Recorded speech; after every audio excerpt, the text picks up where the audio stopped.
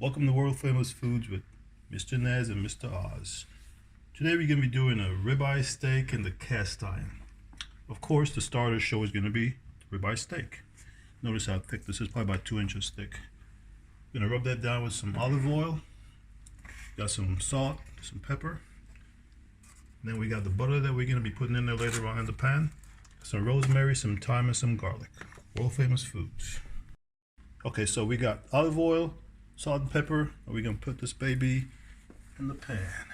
So you want to put it in going away from me because you don't want that sizzling coming to you. So here we go. That's the sound you want. So after about 5 minutes, we flip it on the other side, just letting it cook. So now we're going to add some butter, garlic,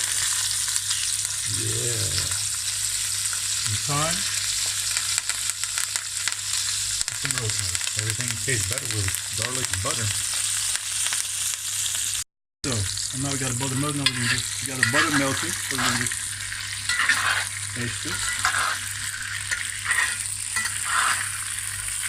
And a little juice on the top.